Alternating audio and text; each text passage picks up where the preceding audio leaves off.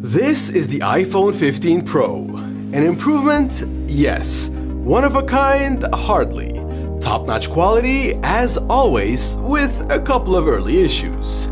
We spent 1 month using the newest iPhone, and these are our opinions.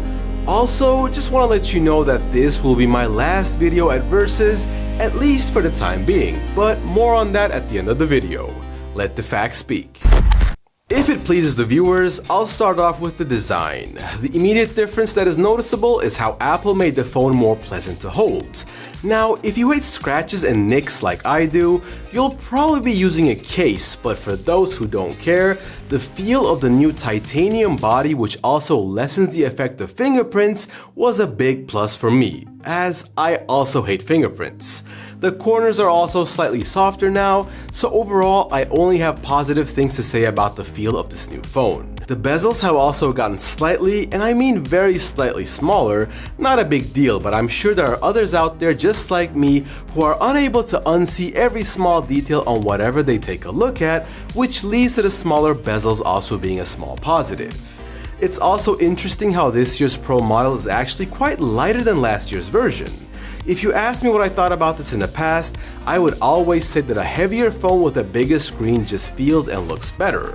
As I got older, I'm actually annoyed at having to pull out a big and heavy phone out of my pocket every single time, so the 15 Pro being lighter is also something that I appreciate. Regardless of me hyping everything up right now, I would only upgrade if I had an iPhone 12 Pro. The 13 is still a very good phone with a very good camera, and the 14 just came out last year. Compared to the 11 and 12 Pro though, the camera quality and design does look quite a bit different. Now, all of this aside, perhaps the biggest change is that the charging port at the bottom is now USB Type-C. I think that this is huge. Pretty much every electronic device in the world either uses USB Type-C or is on the way to making that change, so I always thought it was really annoying to have to carry around a lightning cable alongside a USB-C one just for your iPhone. Can't really praise Apple for this change as they were forced into doing it because of based European regulations, but either way, it's good news for us. You can plug the other end into another iPhone and use reverse charging, though it is pretty slow, but what I really like is the ability to plug in a keyboard and use it to type on your phone, as well as plugging it into a monitor to mirror your screen, which is a feature that I personally love and use. If you take a lot of photos or like to shoot ProRes videos, the 15 Pro will be able to get those files onto your computer much quicker with the USB 3.0 data transfer speeds. Those video files are huge, especially if you shoot in 4K, so this is a much needed feature, and you're also able to shoot video directly onto an external drive, just like how we did when we were shooting footage in ProRes log formats. Just make sure to have a cable with fast writing speeds, otherwise the footage will be laggy and unusable. We are speaking from experience.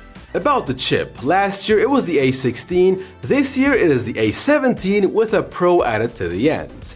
Honestly, I was shocked at how the benchmark score soared compared to last year. Usually there are always improvements, but the A17 Pro makes you feel like you're actually rendering with a MacBook Pro, no joke. Still, we do need to be somewhat realistic. Do I need this much power? No. Do other people? Most likely not. Phone manufacturers do a great job of marketing performance boosts like this, but as responsible buyers, we should be able to realize that most of the time, this much power won't be needed since you're not going to be able to utilize it to its full potential. The only thing I can think of where you might push the phone to the limit is when you're playing mobile games. The newest ones actually require quite a bit of hardware to stay at a stable 60 frames without stuttering, but at the same time, if you can afford one of the newest iPhones, are you really gonna be a mobile gamer? I personally don't think so, but I also don't judge. What I prefer to do is to focus on the new features that come along with the new chip, even though realistically, Apple could easily implement these in the previous phones as well, if they wanted of course. My absolute favorite new camera feature in the newest iPhone is that the software is now able to recognize faces and objects and determine if the photo is suitable for a portrait photo or not. The benefit? After taking the photo, you're able to go back in time and change the photo from a regular one to a portrait or vice versa. While we were doing our camera comparison, I kept taking the phone from our photographer after each photo and playing around with this to see how well it worked, and it worked really well. So, almost everything is great and greater, right? Not exactly. See, longevity has always been a battle for manufacturers. Sure, you can put in a bigger battery and the phone will last longer. However, upgrades in a phone also drain more power. Even then, those upgrades are optimized to not drain as much power as they normally would, and the list goes on. As I said, it is a never-ending battle. The iPhone 13 Pro and especially the Pro Max were incredible when it came to battery life, as it was breaking record over record in YouTube battery drain tests. Unfortunately, the 15 isn't showing the same spark. There were some days where the battery was fine, but sometimes I found myself having to charge the phone before the day was over, something which almost never happened with the iPhone 13 Pro Max. Coupled with the overheating issues that are happening to some people from time to time, Apple needs to move quickly to fix these problems. We personally only witnessed this overheating problem once, and that was when we were running benchmarks and the phone got much hotter than the 13 and the 14 did in the past. Even then, it's not cool. Get it? Overheating? Not cool, right? That's funny. And there's also the new 24 megapixel feature. I already explained this in our camera comparison, but here is a short review. The iPhone 15 Pro has a 48 megapixel sensor. What this feature does is combining 4 pixels into one and creating a 12 megapixel pixel bin photo.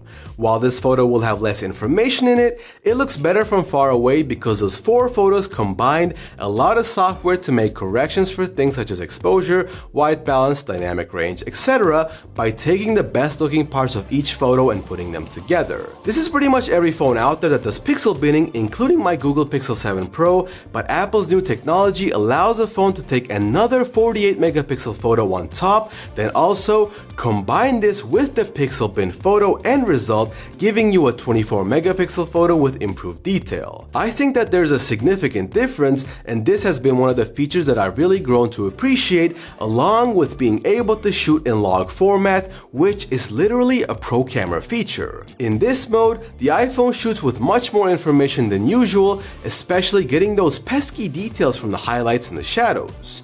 You just need to know how to color grade the footage afterwards, because shooting in log basically gives you a flat gray video, but in the end, it looks extremely good.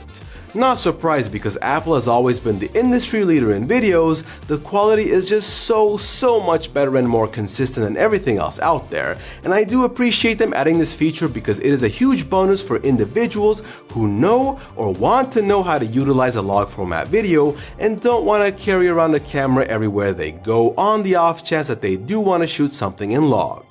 The last thing I'll talk about is the new action button. Good choice here, as the previous switch to mute your phone here was kinda useless, at least for me, because I always have my phone on vibrate. I mean, do you really need your phone on ring anymore when it's literally almost always in your hand or right next to you? Now, you can program the action button to anything you want. I would most likely program it to open the camera to save time with unlocking the phone, but that's just me. You can leave a comment below on what would be your preference for the action button, because I am genuinely curious. In conclusion, the iPhone 15 Pro is a really nice phone with some small but quite nice improvements. It was a pleasure to review this device, and we think that after Apple takes a harder look at the overheating issues, this phone will be the new big thing for many years to come. So, as I said in the intro, this will be my last video, as I'm going to take a break and also create my own content about life in general, as well as events happening around the world. If you want to keep in touch or you want to reach me in any way, here is my Instagram. Feel free to send a message and I'll get back to you. Also, don't forget to hit those like and subscribe buttons if you enjoyed this review, and I will keep in touch.